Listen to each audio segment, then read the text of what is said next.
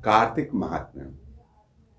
इसके अंतर्गत आज सुनेंगे तुलसी विवाह और भीष्म पंचक व्रत की विधि एवं महिमा। तुलसी विवाह। ब्रह्मा जी कहते हैं, कार्तिक शुक्ला नवमी को द्वापर युग का प्रारंभ हुआ है। अतः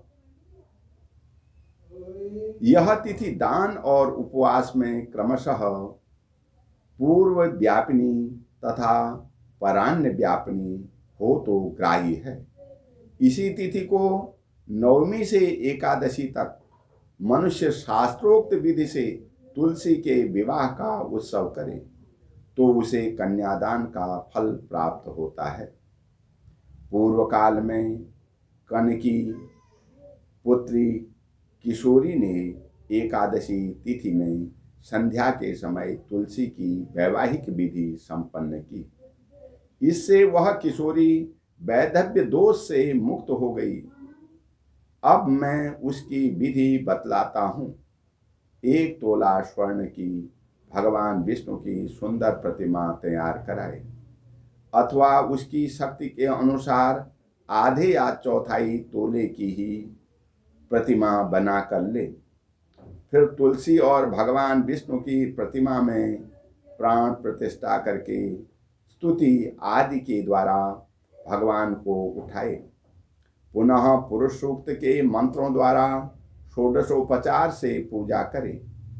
पहले देश काल का स्मरण करके गणेश पूजन करे। फिर पुण्यवाचन कराकर नांदी श्राद्ध करे। तत्पश्चात वेद मंत्रों के उच्चारण और बाजे आदि की ध्वनि के साथ भगवान विष्णु की प्रतिमा को तुलसी जी के समीप लाकर रखे। प्रतिमा को वस्त्रों से आच्छादित करते रहे। इस समय भगवान का इस प्रकार आवाहन करे, आगच्छ भगवन् देव अर्चयिष्यामि केशवः तुभ्यं दास्यामि तुलसी सर्वकाम प्रदो भवः। हे भगवान केशव, आइए। हे देव, मैं आपकी पूजा करूंगा। आपकी सेवा में तुलसी को समर्पित करूंगा। आप मेरे संपूर्ण मनोरथों को पूर्ण करें। इस प्रकार आवाहन के पश्चात 3 बार अर्घ पाद्य और बिस्तर का उच्चारण करके इन्हें बारी बारी से भगवान को समर्पित करें। फिर आचमनियम पद का 3 बार उच्चारण करके भगवान को आचमन कराए। इसके बाद कांस्य के पात्र में दही, घी और मधु रखकर उसे कांस्य के पात्र से भी ढक दे तथा भगवान को अर्पण करते हुए इस प्रकार कहे, हे वासुदेव, आपको नमस्कार है। यह मधुपर्क ग्रहण कीजिए। तदंतर हरिद्रा लेपन और अभ्यंग कार्य संपन्न करके गोधूलि की बेला में तुलसी और श्री विष्णु का पूजन पृथक पृथक करना चाहिए। दोनों को एक दूसरे के सम्मुख रखकर मंगल पाठ करें। जब भगवान सूर्य कुछ कुछ दिखाई देते हों तब कन्यादान का संकल्प करें। अपने गोत्र और प्रवर का उच्चारण करके आदि की 3 पीढ़ियों का भी आवर्तन करें। तत्पश्चात भगवान से इस प्रकार कहें, अनाद्य मध्य निधनम त्रिलोक्य प्रतिपालकः इमां ग्रहाण तुलसी विवाह विधि धनेश्वरः पार्वती बीज संभूताम वृंदा भस्मनि संसितताम अनाद्य मध्य निधिनाम वल्लभाम ते ददाम्यहम् पयो घटेश सेवाभिः कन्या वर्धितां मयः त्वत्प्रियां तुलसी तुभ्यं दधामि त्वं ग्रहाण भोः। आदि मध्य और अंत से रहित त्रिभुवन प्रतिपालक हे परमेश्वर, इस तुलसी को आप विवाह की विधि से ग्रहण करें। यह पार्वती के बीज से प्रकट हुई है, वृंदा की भस्म में स्थित रही है तथा आदि मध्य और अंत से शून्य है। आपको तुलसी बहुत ही प्रिय है, अतः इसे मैं आपकी सेवा में अर्पित करता हूँ। मैंने जल के घड़ों से सींचकर और अन्य प्रकार की सेवाएं करके अपनी पुत्री की भांति इसे पाला, पोषा और बढ़ाया है। आपकी प्रिया तुलसी मैं आपको ही दे रहा हूँ। हे प्रभु, आप इसे ग्रहण करें। इस प्रकार तुलसी का दान करके फिर उन दोनों तुलसी और विष्णु की पूजा करें। विवाह का उत्सव मनाए। सवेरा होने पर पुनः तुलसी और विष्णु का पूजन करें। अग्नि की स्थापना करके उसमें द्वादशाक्षर से खीर, घी, मधु और तिल मिश्रित हवनी द्रव्य की 108 आहुति दे। फिर सृष्टिकृत होम करके पूर्णाहुति दे। आचार्य की पूजा करके होम की शेष विधि पूरी करे। उसके बाद भगवान से इस प्रकार प्रार्थना करे, हे देव, हे प्रभु, आपकी प्रसन्नता के लिए मैंने यह व्रत किया है। हे जनार्दन, इसमें जो न्यूनता हो वह आपके प्रसाद से पूर्णता को प्राप्त हो जाए। यदि द्वादशी में रेवती का चौथा चरण बीत रहा हो तो उस समय पालन न करे। जो उस समय भी पारण करता है वह अपने व्रत को निष्फल कर लेता है। भोजन के पश्चात तुलसी के स्वतः गलकर गिरे हुए पत्तों को खाकर मनुष्य सब पापों से मुक्त हो जाता है। भोजन के अंत में ऊख, आंवला और बेर का फल खा लेने से उच्छिष्ट दोष मिट जाता है। तदंतर भगवान का विसर्जन करते हुए कहें, हे भगवान, आप तुलसी के साथ वैकुंठ धाम में पधारें। हे प्रभु, मेरे द्वारा की हुई पूजा ग्रहण करके आप सदा संतुष्ट रहें। इस प्रकार देवेश्वर विष्णु का विसर्जन करके मूर्ति आदि सब सामग्री आचार्य को अर्पण करें। इससे मनुष्य कृतार्थ हो जाता है। कार्तिक शुक्ल पक्ष में एकादशी को प्रातःकाल विधि पूर्वक स्नान करके 5 दिन का व्रत ग्रहण करें। बाण शैया पर सोएं। महात्मा भीष्म ने राजधर्म, मोक्ष धर्म और दान धर्म का वर्णन किया, जिसे पांडवों के साथ ही भगवान श्री कृष्ण ने भी सुना।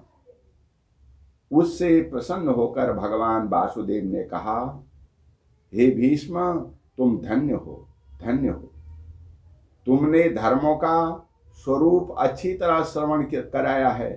कार्तिक की एकादशी को तुमने जल के लिए याचना की और अर्जुन ने बाण के वेग से गंगा जल प्रस्तुत किया, जिससे तुम्हारे तन मन प्राण संतुष्ट हुए। इसलिए आज से लेकर पूर्णिमा तक तुम्हें सब लोग अर्घदान से तृप्त करें और मुझको संतुष्ट करने वाले इस भीष्म पंचक नामक व्रत का पालन प्रतिवर्ष करते रहें। निम्नांकित मंत्र पढ़कर सभ्य भाव से महात्मा भीष्म के लिए तर्पण करना चाहिए। यह भीष्म तर्पण सभी वर्णों के लोगों के लिए कर्तव्य है। इस मंत्र इस प्रकार है, सत्यव्रताय शुचिहि गांगेयाय महात्मने भीष्मा एतदः ददाम्य अर्घमाजन्म ब्रह्मचारिणिहि। आजन्म ब्रह्मचर्य का पालन करने वाले परम पवित्र सत्यव्रत परायण गंगा नंदन महात्मा भीष्म को मैं यह अर्घ देता हूँ। जो मनुष्य पुत्र की कामना से स्त्री सहित भीष्म पंचक व्रत का पालन करता है वह वर्ष के भीतर ही पुत्र प्राप्त करता है। जो भीष्म पंचक व्रत का पालन करता है उसके द्वारा सब प्रकार के शुभ कर्मों का पालन हो जाता है। यह महापुण्यमय व्रत महापातकों का नाश करने वाला है, अतः मनुष्य को प्रयत्न पूर्वक इसका अनुष्ठान करना चाहिए। इसमें भीष्म जी के लिए जलदान और अर्घदान विशेष यत्न से करना चाहिए। जो नीचे लिखे मंत्र से भीष्म जी के लिए अर्घदान करता है वो मोक्ष का भागी होता है। अर्घदान का मंत्र है वैयाग्र पद गोत्राय सांकृत प्रवराय च अपुत्राय ददाम्येतः दुदकं भीष्म वर्मणि।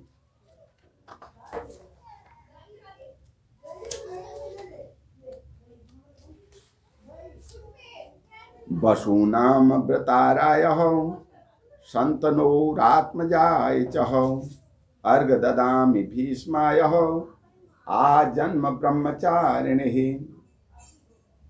जिसका व्याघ्रपद गोत्र और सांस्कृत प्रवर है उन पुत्र रहित भीष्म वर्मा को मैं यह जल देता हूँ।